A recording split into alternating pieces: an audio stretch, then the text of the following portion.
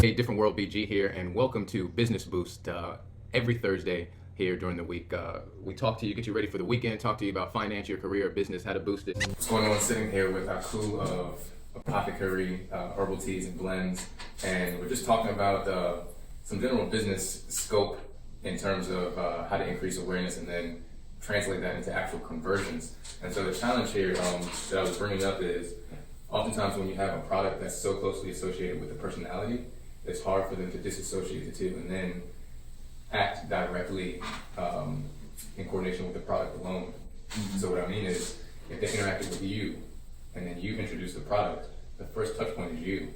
So it's sort of like embeds you into the sales process almost. Absolutely. Where it's like they like you so much, so then it's a given that they're going to buy the product. So what we have to take them to is a point where they still like you so much, but they also like the product so much, from packaging, taste, ease of use, general value, and that on its own is enough for them to, independently start purchasing.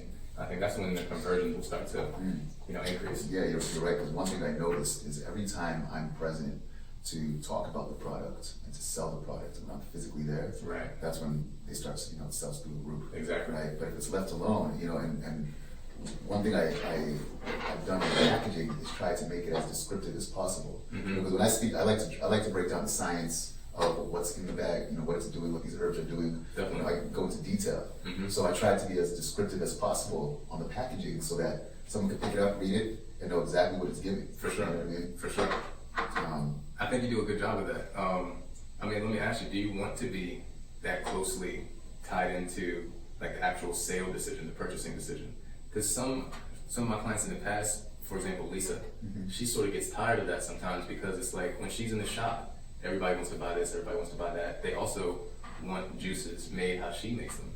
But now that's unrealistic because she can't be there 24/7. She employs a staff. So we have to figure out a way to not only train the staff, but make sure that the staff brings some level of customer service relative to what Lisa may bring, so that they can make that purchasing decision independently of Lisa being there. So I think that's one thing you could make a decision about. But also, in terms of those conversions, I always find that on the packaging and the marketing, whatever you use, laying out the self-serving benefit in as clear and succinct a way as possible will always sort of ingrain in the potential buyer's mind what this will do for me. And I think that's one of the things that can sort of fast track that understanding and like that disassociation, like I was talking about. You're like naturally the spokesperson for your brand just by default right now. But do you want it to work like that? Do you want to be the spokesperson for it? Do you want someone else to be a spokesperson for it? I think some of those decisions would be good to make, like, for example, with the referral and the sales program, like the type of people that you allow into that program, since they're going to be representing your brand. Do you have a vetting process for that, for those individuals, things like that?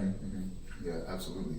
Yeah, I definitely want to, I ultimately want the brand to speak for itself. But yeah, I'm the kind of person that really likes to I'd like to take myself out of the equation, right. So it's an entity that can move on its own, right, independently. But yeah, and also definitely, with our affiliate membership program, I do, I do my due diligence and make sure that I'm only reaching out to the best, and truest, affiliates.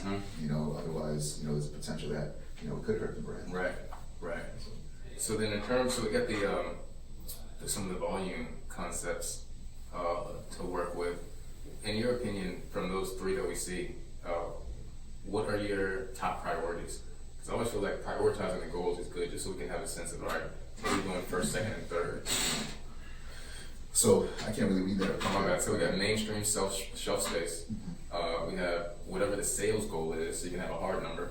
And then you have the wellness stores and juice bars. So I think getting a number on those. Yeah. So I think the priority right now would be more on the online space, which I don't think that's listed up there. Right. No. I think that is the main agenda. However, I feel like the online space and the retail space kind of go hand in hand. So yeah, those would be the two main objectives in increasing the awareness, increasing our marketing campaigns, and then increasing our capacity, our ability to fulfill our fulfillment capacity. That's what I was about to ask. Fulfillment is always like a big challenge. You have that squared away where it's like, Yeah, so all the scalable models are in place. right, So once we start, it's kind of like what comes first, right? Like, right, the plant or the seed, right? Right. So, I figured let me put the scalability models in place first, so that once the volume begins to increase, it's nothing but a phone call, away to execute. right. So would that be like factory execution? Co-packers, contract manufacturers, Right. etc. Big time. Okay. So in terms of the current online sales, how, or by a factor of what number would you like to increase them? A factor of 2, factor of 3? If they're at just 5 online sales, you want 15, or where are you at on that? 100. 100 times 100? Yeah. Let's go. Why not, right? See, that's the thing. It can man. be done, and because with this type of work, you should change your strategy, change your results. So you could realistically see increases of 30%, 70%, 100% if the alignment is there. Right. So I think, like we were saying in the last meeting, you got a whole social media network that's doing the promotion for you, just in terms of wellness memes, different memes on different type of herbs that you use. You can see memes about gotu kola. You see memes about ginkgo, all types of stuff. So it's like you have that angle now. How can you benefit from it, right? How can you angle that so that if somebody sees that, they somehow are led towards your page, read your information, click on the website, probably read more information, then make a purchase. So it's like, what is the actual journey for the consumer from start to finish, from hearing about Apothekary to purchasing it and actually embedding it into the lifestyle? And I think on the two accounts that you have, your personal account and the Apothekary account, to me they seem completely different. I think on yours, you have a lot more lifestyle content, and therefore it's more like, it's inspiring, it's like, oh, this is cool, oh, and he uses this. So it sort of places you as like, almost like a unofficial endorser for the tea. Like if someone was coming objectively and didn't know that you were the owner, they could possibly see you as, oh, maybe he's a spokesperson for the tea, or maybe he's this. So I do think that incorporating the lifestyle visuals helps sell the product a lot better. And I think that on the Apothekary page, sort of melding those two, Seeing more lifestyle on Right. Apothekary. Yeah. right? Because you got to think, people are on these networks. You have different frames of mind. This goes back to you knowing the users.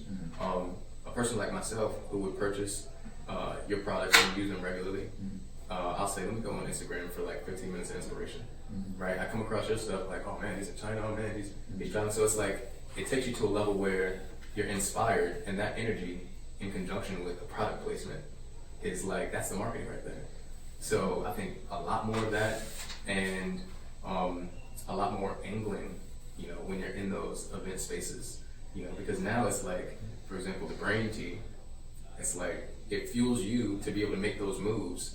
So again, the objective user sees it from their perspective as it fueling them to do whatever they need to do. And I think those sort of connections, I see what you're saying. right? Yeah. So those sort of connections brings it into, oh, so this can fit in my lifestyle. He's doing that. That's awesome. This is what I'm doing. Can I use it for this? And that answers the, self-serving benefit question.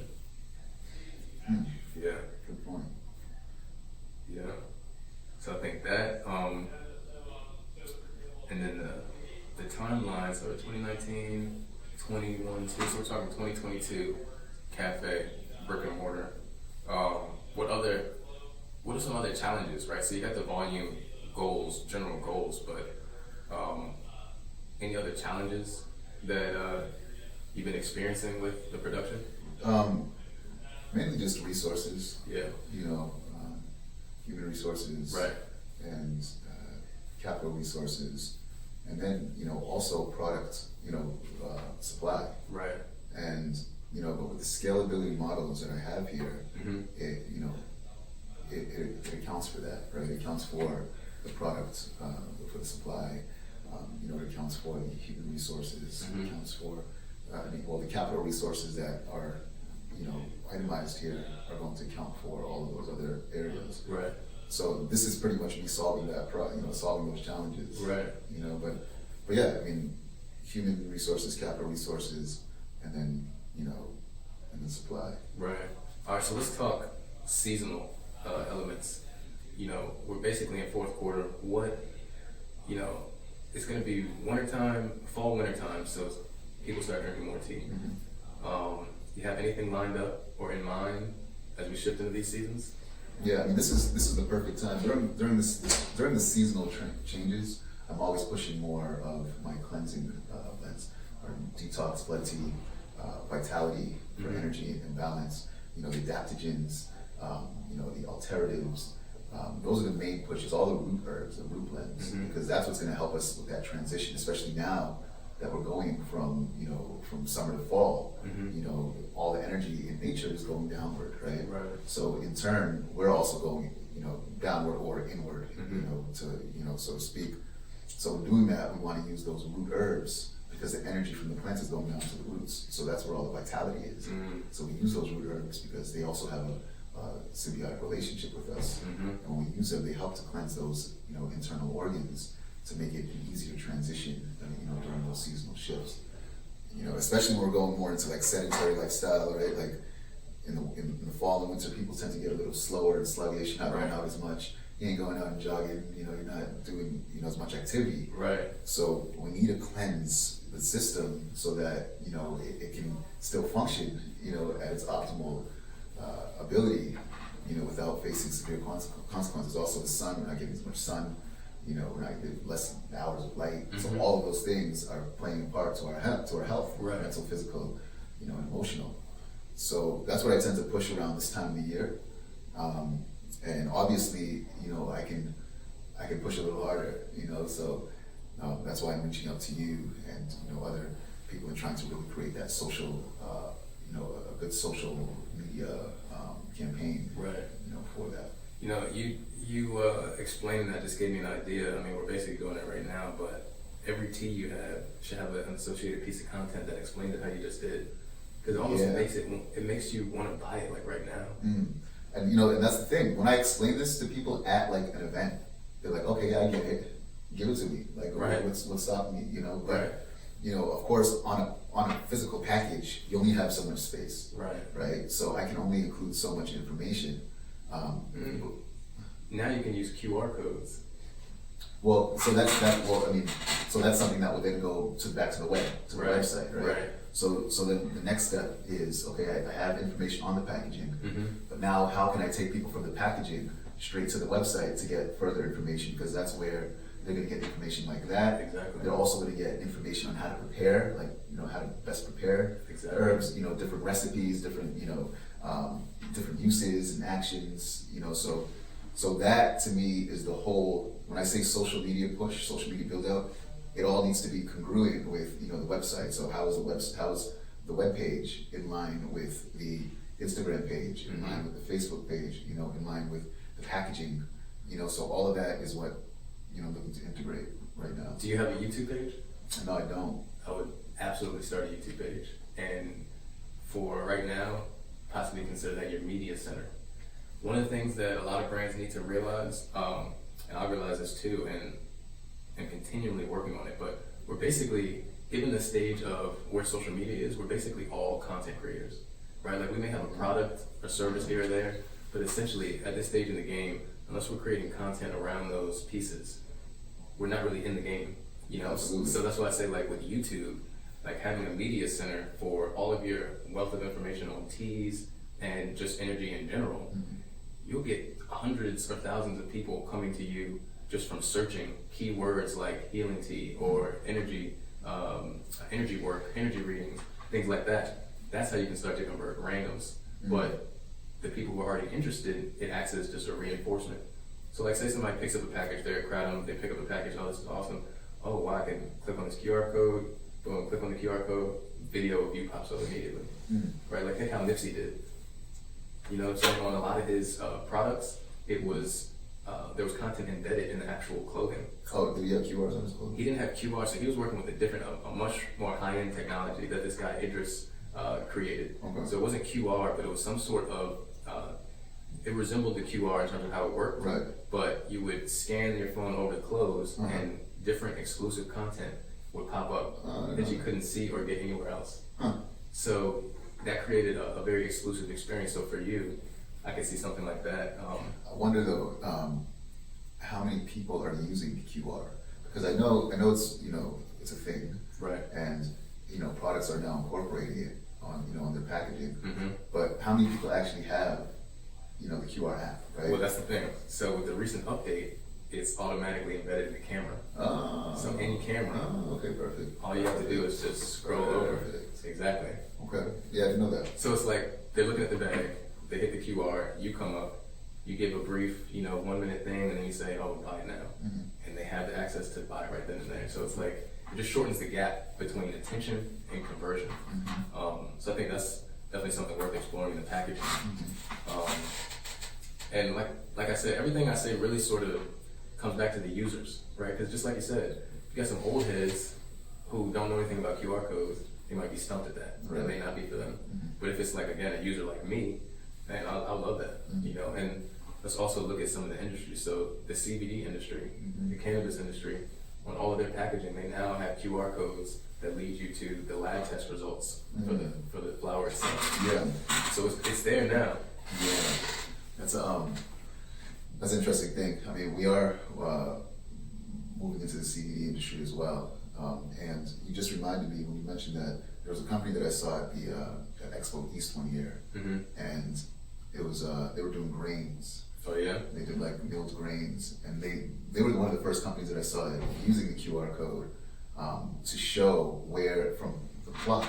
It'll show from the exact plot that the farmer picked that particular grain Nice. from. And to me, I was like, okay, yeah, that's good transparency. You know, and I guess people people enjoy that. Oh, It yeah. it gives validity, especially if they're claiming, you know, that this is, you know, organic or whatever you know, Right. they're saying. Right. If they actually have it logged to that, you know, to that degree. Mm-hmm. So yeah, I feel you. I'm just ruminating on how and which ways I can integrate that. You know. Yeah. You know, because I don't necessarily have to show which plot it comes from, but if it's something as simple as, you know, you scan the QR code and now you get all of this information on what each herb in, you know, the product does. Exactly. You know, each benefit is, you know, and how it was used in, you know, in tradition, how it's been used. in Exactly. tradition. And then you have the two options, right? You can do just the information, or you can do the information administered by you, which taps into the YouTube, but also taps into the whole you being associated with the purchase. So Oh, now- I see. So it's like you can't be everywhere at once. Right. But if you have a QR code Gotcha. that goes to your video, Gotcha. you can. Yeah. So then you can use yourself. Mm. Yes. Ding.